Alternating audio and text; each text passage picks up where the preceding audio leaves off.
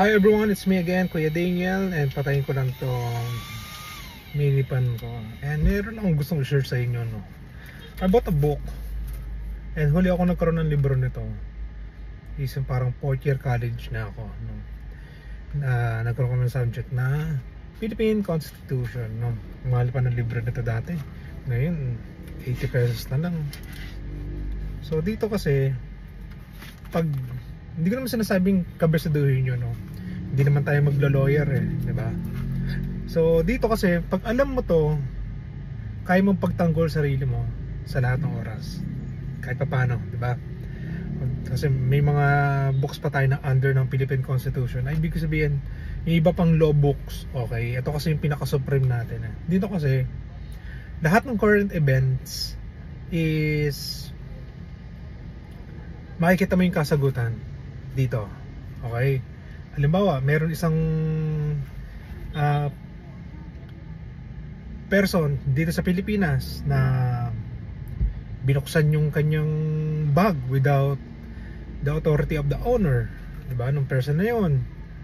So pwede niyang tignan yung Article 3 of Philippine Constitution, Bill of Rights, Section 2. Ano ba sinasabi rito sa Section 2? Yung unreasonable search, the right of the people to be secure in their person, houses, papers, and effects against unreasonable searches and seizures of whatever nature and for any purpose shall be inviolable, and no search warrant or warrant of shall issue except upon probable cause.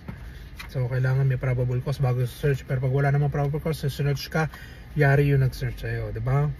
So kagaya rin nung kay BP Sara na unconstitutional na impeachment against her, nandito din yun. Okay? Yung sa West Philippine Sea, nandito din yun. Ano pa ba? Yung last election, nandito rin yun. Yung COA kay BP Sara, nandito rin yun. Ano pa ba? Ano pa bang mga crime?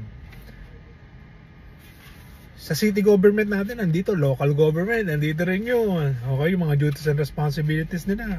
Isa-isa nga natin, no? Sige. So, 1, yung national territory. Hindi. 2, Declaration of Principles and State Policy, Bureau of Rights, Citizen, nandito rin yun. Suffrage, nandito lang yun. The legislative body, department, executive, judicial, department, diba? So, sa executive yung presidente, legislative yung mga lawmaking body, judicial yung mga court natin, constitutional commission yung mga commission of human rights,